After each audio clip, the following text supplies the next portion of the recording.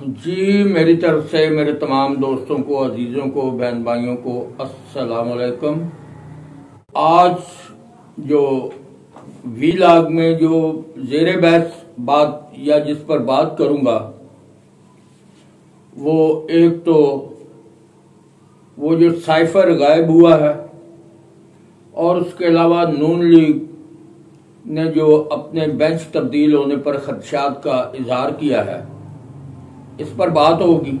तो सबसे पहले तो साइफर के गायब होने की बात करते हैं। हम सुना करते थे और ऐसे हो भी जाता था कि यूनियन काउंसिल लेवल पर, तहसील लेवल पर यूनियन काउंसिलों से तारीख पैदाइश बदलने के लिए पूरे रिकॉर्ड गायब हो जाते थे। कई यूनियन काउंसिलों के रिकॉर्ड जल गए। बहुत सी यूनियन काउंसिलों में अब कुछ हिस्सा रिकॉर्ड का नहीं मिलता।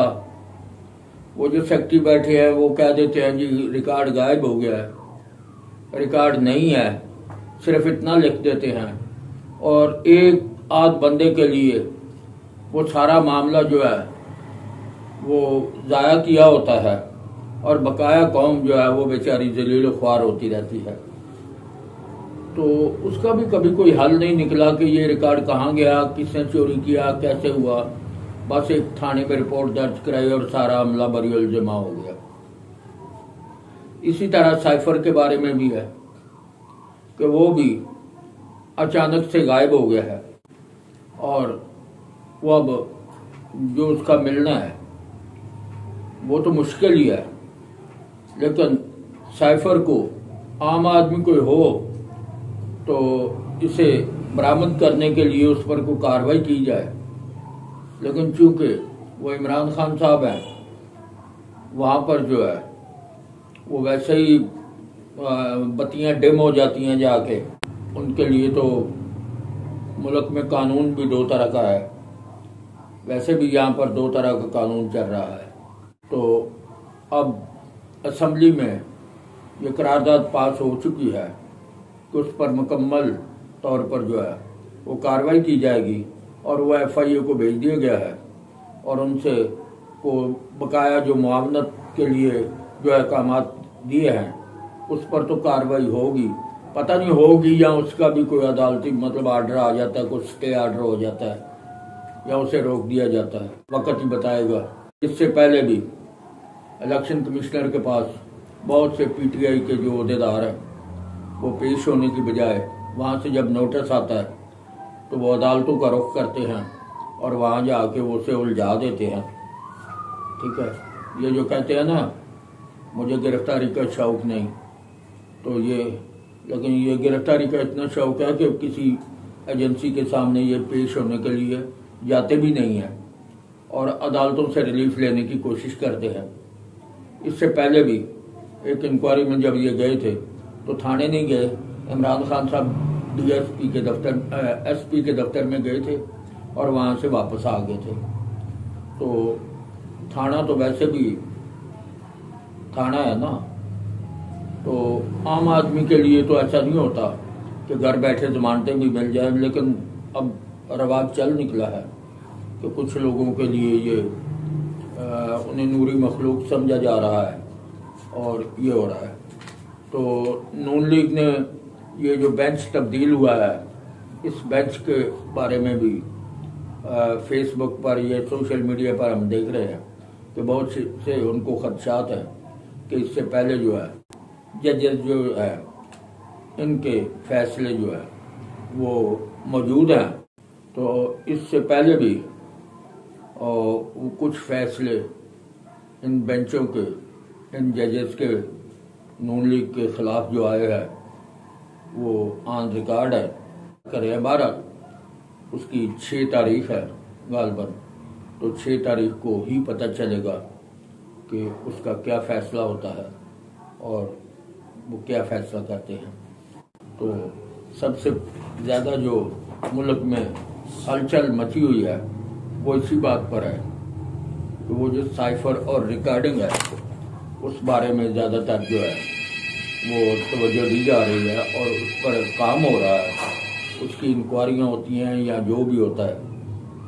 क्योंकि मुल्की जो राज होते हैं वो राज दाव पर लगाए गए हैं और उसकी वीडियो लीक होना या बाहर आना, तो वही एक महफूज जगह यानी होनी चाहिए। तो अगर वज़ीर आज़म हाउस भी महफूज नहीं है तो इसके अलावा फिर पाकिस्तान में बाकी चीज़ें तो मामूली चीज़ हैं, कीड़े मकोड़े हैं, इनका महफूज होना तो फिर मुमकिन ही नहीं है ना कि ये महफूज होंगी। तो बहुत से खदशात आ रहे हैं और उस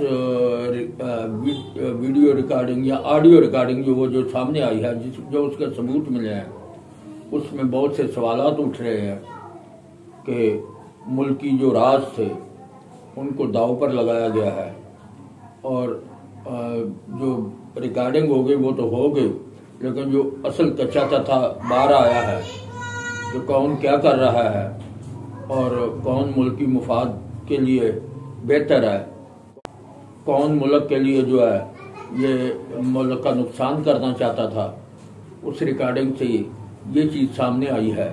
और इसी चीज़ को लेकर अब जो है वो मामलात आगे चल रहे हैं कि चल पाते हैं या पहले मामलात की तरह इनको भी ब्रेकें लगनी शुरू हो जाती हैं और ये रिवर्स खाते में चलना शुरू हो जाते हैं। बाकी रही बात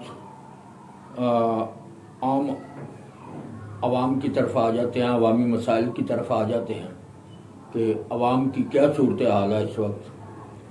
तो अरसा 4-5 साल से अवाम के साथ तो खैर यही हो रहा है, ऊपर से सैलाब आ गया, मुल्क के लिए और मुश्किलात आ गई और उसमें कोई शक नहीं कि हुकूमतें अखराजात भी ज़्यादा हो जाते हैं या परेशानियां भी हो जाती हैं, मगर बकाया जो अवाम है ये महंगाई की चक्की में पिस रही है।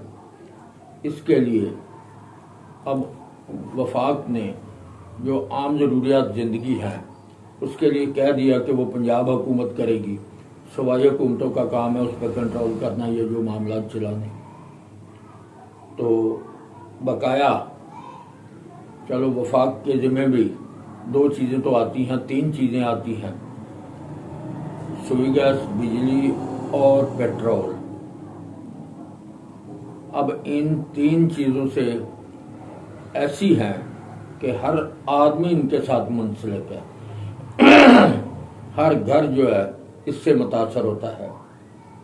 ये महंगाई जो है, बिजली का बिल है, ये तो आप जानते हैं, सुन रहे हैं कि ये सस्ती की जाएगी, लेकिन कब सस्ती होगी ये तो अल्लाह ही बेहतर जानता है।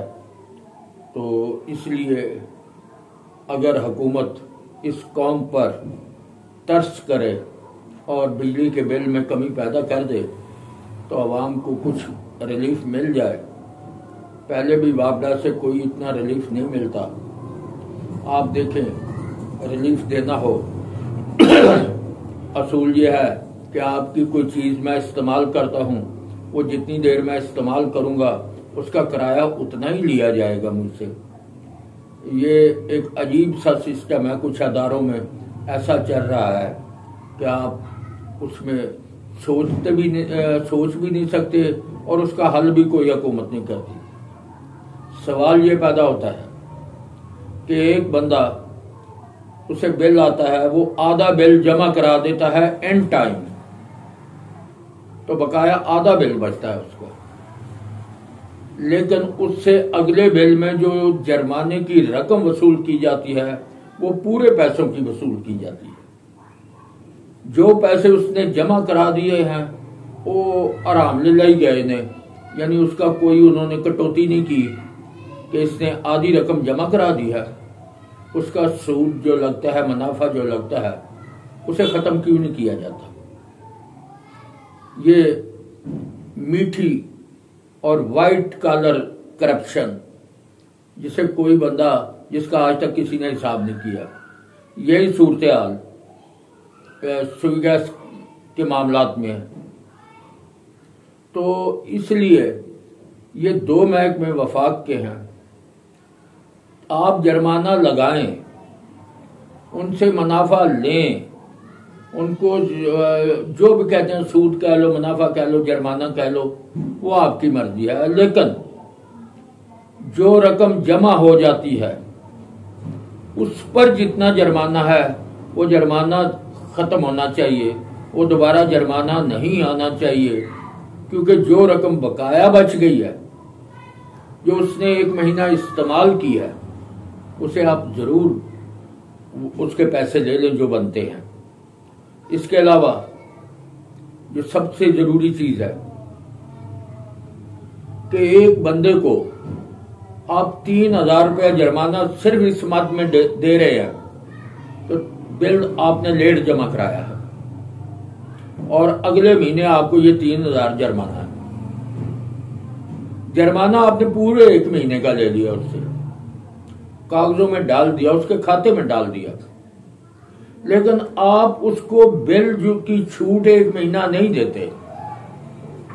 उसके लिए जो ही आपके पास सिक्रोल पहुंचता है, वो लिस्ट पहुंचती है, आप देखते हैं कि इस बंदे ने बिल नहीं जमा करा, आप उसके घर पे पहुंच जाते हैं तीसरे चौथे दिन, बिल दे दो जी नहीं जमा कराया, मीटर काट दो। चलो मीटर ना काटो, मैं दे देता हूं। जिस तरह भी आप गुंडागर्दी से, बदमाशी से, ब्लैकमेल करके आप उससे पैसे वसूल करते हैं। अब पैसे वसूल करते हैं तो वो जुर्माना जो पूरे महीने का आपने इसके खाते में डाला है उसे कम क्यों नहीं करते?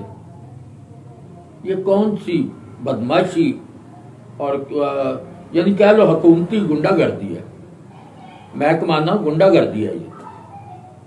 क्या ये पैसे कहां जाते हैं, किस मद में लिए जाते हैं? वो गरीब आदमी तो पहले ही मरे आए और उसका कफन क्यों उतारते हो? अगर वो इतने खुशहाल है तो वक्त पे बिल दे। कौन किसका दिल चाहता है कि मेरा दरवाजा खड़काए या मेरा मीटर कटे या मेरे घर आके कोई गुंडागर्दी करे?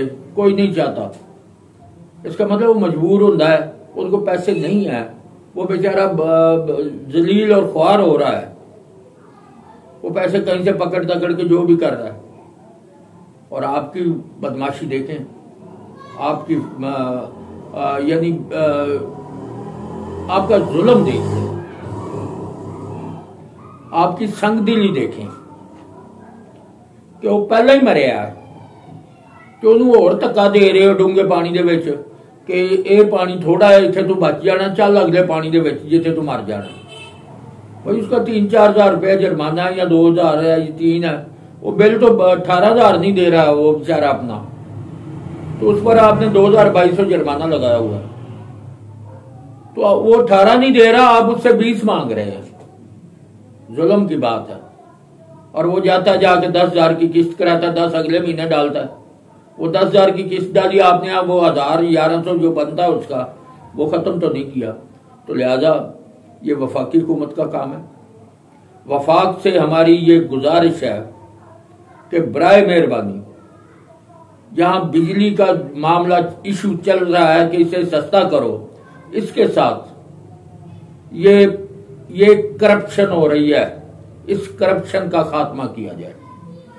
ये मीठी सी करप्शन है, खुफिया करप्शन है, इसे नामालूम करप्शन कह लो, या लोगों की मजबूरी का फायदा लेके करप्शन है।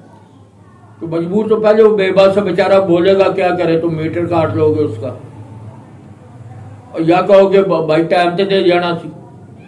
अरे भाई वो तो टाइम पे नहीं दे रहा, ठीक है, नहीं दे सका तो वो जुर्माना दे रहा है, लेकिन जो टाइम पे पैसे उसने दे दिए उसका जुर्माना आप क्यों लेते? तो आज के व्लॉग में सिर्फ इतना ही, इजाजत चाहता हूं। चैनल को शेयर करें, सब्सक्राइब करें, लाइक करें। खुदा हाफिज।